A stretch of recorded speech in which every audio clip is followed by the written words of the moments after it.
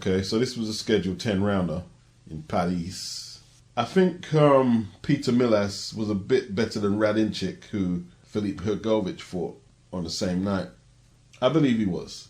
I can't tell you that MILAS's opposition was much more superior. I can't tell you that. But from eye test, I guess, he looked a better opponent. I heard people saying that YOKA is boring. He needs to assert himself more. And some people don't really know what they're watching on the screen. They might be able to separate what an uppercut is from a jab, but they see things that are not there. YOKA came forward on the front foot using his jab and an arsenal of different punches, the body punching. I mean, well, someone like that who's saying he needs to assert himself and do more, they don't see all that. They don't see the body punches. They don't score body punches. They don't understand body punches. This is not a sprint race. He wasn't in there with a total muppet. Peter MILAS had some ability, good footwork, quick hands, and he was well conditioned, better conditioned than RADONCIC. And he gave YOKA a very good workout. No one's tested YOKA to see if he has an extra gear. And I'm going to say this, and you know, obviously there's going to be people that don't agree. If he does have an extra gear, on a good day he could beat anybody in the weight class. If he does, it's trouble for most heavyweights out there, if he does have an extra gear. All fighters are different. Often when we talk about one-pace boxers, we mostly look upon it as a weakness. Can't up the gear when necessary. But one-pace fighters, in their own way, can be a lot of trouble. Because YOKA, he's not as explosive as Anthony Joshua. But his gas tank, although it hasn't really been tested like that, but his punch rate doesn't dip. And he doesn't have them, I guess, muscles that scream out for oxygen or anything like that. He's a big guy, well-conditioned, well-schooled with Virgil Hunter, uses a high guard, has very good footwork, as did MILAS. MILAS had very good footwork. MILAS had a very flashy style, hands down, relying on reflexes, throwing flurries, fighting on the retreat. The red flags were there before a punch was thrown. Finding out that he's going to be performing at a prestigious stadium like the Gallos, he was saying, oh, it's not the end of the world if he loses. Even if he puts up a credible performance, he can still get something out of the fight. And you don't expect anyone with any pretensions of winning a world title to say that. It's not the words of a winner or somebody who believes they're going to be a world champion. That's someone who's undefeated but is basically willing to accept a gatekeeper journeyman role. There was talk of him supposedly signing with Frank Warren. I don't think he ever did. And whoever's managing, promoting the kid has got to have a word with him and ask him, do you really want this? Because there's only one loss on his record to the Olympic gold medalist. He landed with some of them flurries. Some may say that YOKA doesn't have any head movement. Once again, it's hard to kind of explain to people how you develop the style of a 6'7" heavyweight. Do you get him bobbing and weaving like Mike Tyson or Joe Frazier? No, the head movement is subtle. He keeps his hands up. He uses his legs. Plus he was keeping his man on the front foot. Any shots that were getting through were not telling because MILAS never planted his feet at no stage of the fight. Eventually the body shots and a jab broke down MILAS, and a left hook caught him in the 7th round, I believe it was. Follow-up combination, and he went down. One more knockdown and the fight was over. Very good performance. Very good performance. I don't think he needed to tear in there and turn it into Hagler and Hearns. But I guess we're dealing with a new generation of boxing fans who just don't have no patience for the science. He wasn't fighting a mug. MILAS had ability. He was 15-0. Probably had a bit of amateur pedigree. Frank Warren was trying to sign him, which means he must have been touted as a prospect in some circles. And YOKA done a very good job. Then we go over to Austria. Filip HRGOVIC. He won via retirement when Marko RADONCIC didn't come out in the 4th round. One-sided fight. RADONCIC was 22-0, 22 knockouts going into the fight. I don't know what it is with these heavyweights carrying their hands low like MILAS and RADONCIC. I can understand it more with MILAS because he's moving. But RADONCIC hasn't mastered movement at all, at least not to the level of MILAS. And he's got his right hand really low, done a lot of talking in the fight, landed one decent punch, which got HRGOVIC's attention. HRGOVIC, he did what he had to do. HRGOVIC was able to floor RADONCIC with a forearm, I believe, in the first round, and it was quite obvious that RADONCIC wasn't physically or technically equipped for the job. And I don't think HRGOVIC has that one punch knockout power like that. I don't believe he has. I don't believe he's as good as some of the cult following he's developed after seeing so many heavyweights avoid the eliminator with him, which is kind of gave him this cult status, when in all truth you could argue that a lot of them are dodging the match because of what kind of purse they're going to get for taking the fight, more than they're scared of HRGOVIC. But he's got the cult following, and if it's there, you use it and you try and trade off it. And let me make this understood: all the fighters who dodge the fight, I'm not impressed with them one bit. Yeah, HRGOVIC was throwing clubbing punches, heavy-handed, but there were some wide clubbing punches going in there. I don't think he's that fast, but he does look very strong. They say he takes a very good shot. And, you know, this guy, RADONCIC, was looking for a reason to go down. What I liked about the referee, though, is he didn't give him an easy out. RADONCIC was trying to get out of there, but every time he went down, the referee counted RADONCIC, he got up, and the referee allowed the fight to continue. And I think Britain needs to take heed of this. Stop stopping fights so early. Now, eventually, the referee bailed him out. He didn't allow him to continue in the fourth. In contrast to that, we go back to Paris. When YOKA scored the second knockdown, he was already celebrating. Like he was anticipating that the referee was going to stop the fight. And he did. I need to see HRGOVIC in with a better opponent. They say Martin Bakole is up for the job in December, and that will give us a better barometer of what he can do from what he can't. So I'm not going to be too harsh here. He just shut down a 22-0 guy with 22 stoppages, so it's a good victory in hindsight. But I need to see that level of opposition get a little better. I heard people saying, oh, he didn't show no head movement.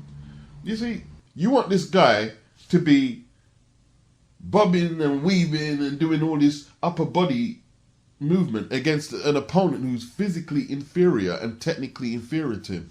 Why would he bother? How do you know what defense this guy has got when he just walked through the guy? And the guy was looking for a way out. We'll see when they up the level of his opposition, what kind of defense he has. Now, I believe against the top heavyweights, he will be trying to brawl and slug, because I don't believe he has the speed like that. Footwork or hand speed. I think he'll be brawling and slugging, and he will maybe make for some entertaining fights, win, lose or draw, but my assessment is that he's going to take punishment. Now, boxers should have some head movement regardless, but it's not always the first requirement for a heavyweight, depending on the circumstances. Maybe if he's fighting a taller guy, he may need to use more head movement. Now, I'm not sure, like I say, but I'm guessing he doesn't have much defense against the top level of opposition. I'm guessing he doesn't, but I don't know, and neither does anyone else until we see him step up. Now, I'm by no means telling nobody that they shouldn't celebrate birthdays or anniversaries, things of that nature. But if you were really concerned about me and I was concerned about you, I wouldn't wait until your birthday to send you a card or find out about your well-being or give you a gift. I would try and do these things beforehand. 9/11, tragic event, but I can't get caught up in an anniversary when the people who had close escapes or actually lost loved ones in that event, they live it every day. People often ask, you can ask most of my friends. I don't say, oh yeah, it's my birthday, you better remember. I mean, that's just what I'm like. A lot of people talking about, oh, it was sad what happened to Holyfield. They should arrest whoever allowed him in the ring. He didn't die. He wasn't even concussed.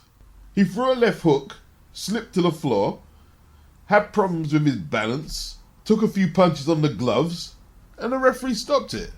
Will he fight on? Will anyone broadcast is the bigger question.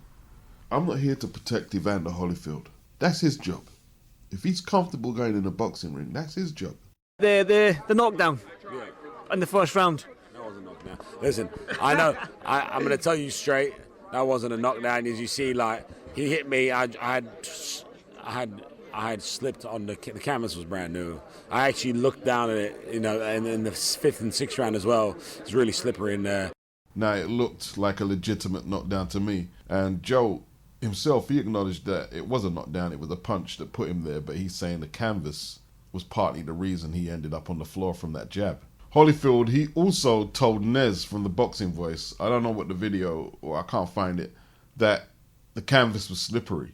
And he clearly slipped. And we saw that when he threw that left hook and he slipped to the floor. And the knockdowns themselves were dubious, whether they were more slips than punches that put him on the canvas.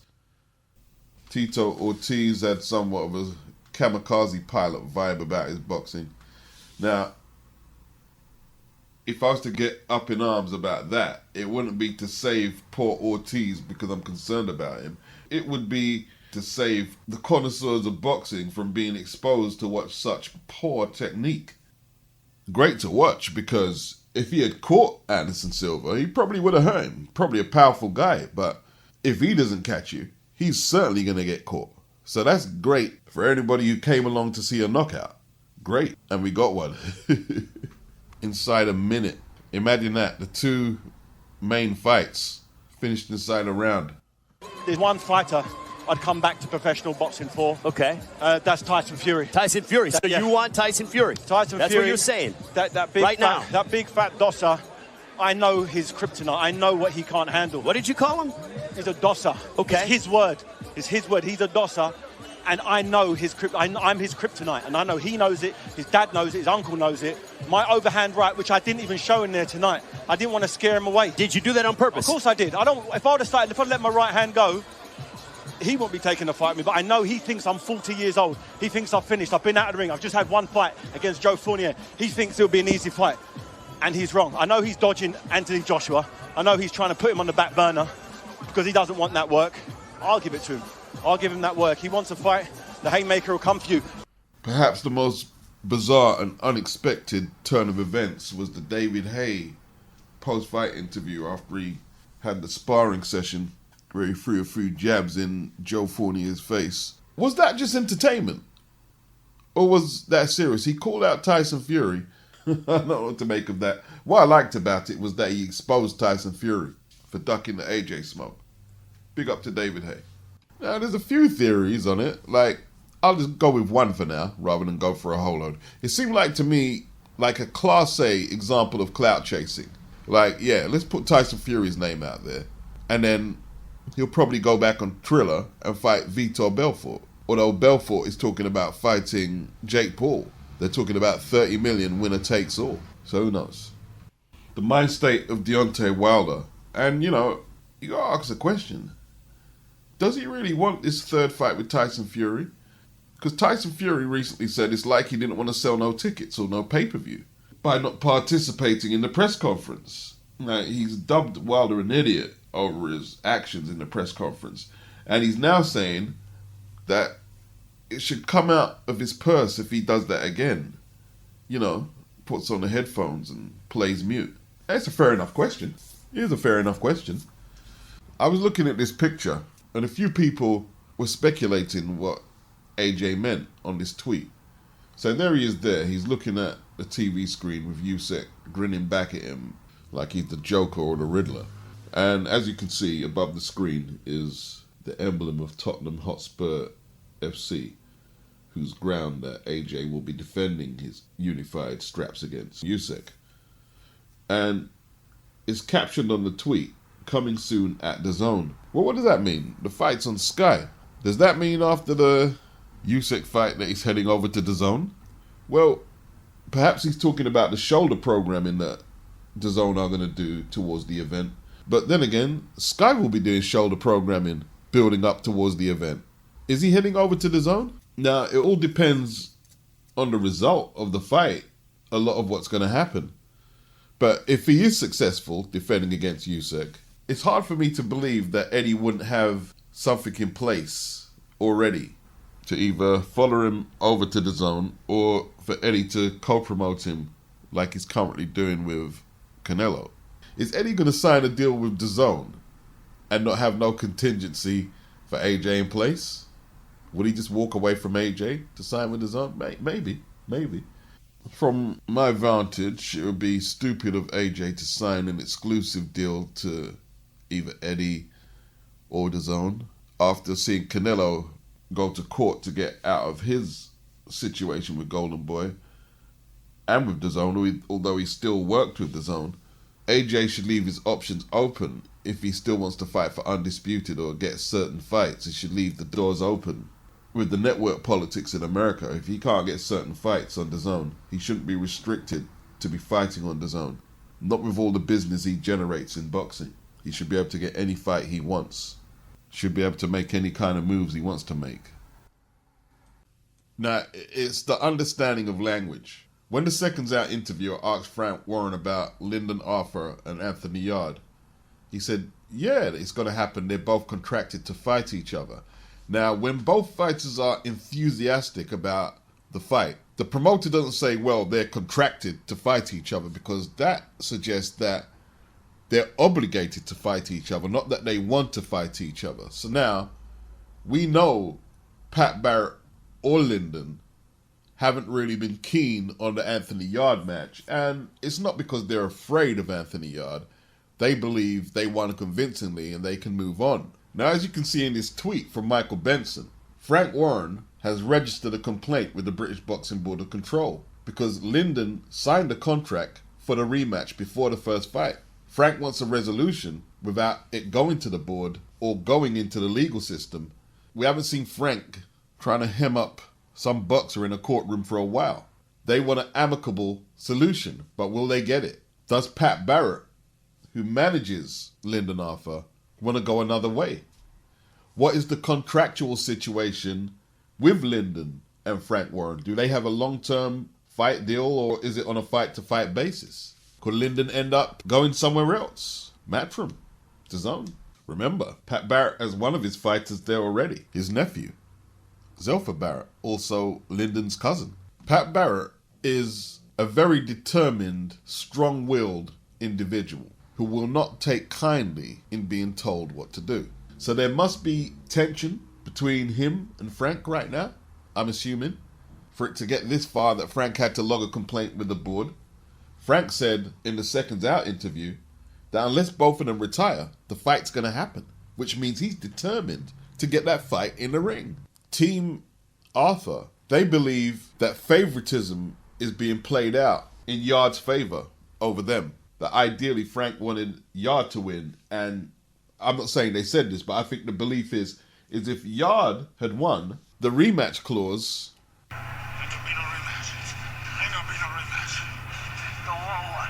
but because Arthur won, they're very keen to exercise the clause. Is that true? Well, I do believe that Frank would have preferred Anthony Yarde to win. He's had him there longer.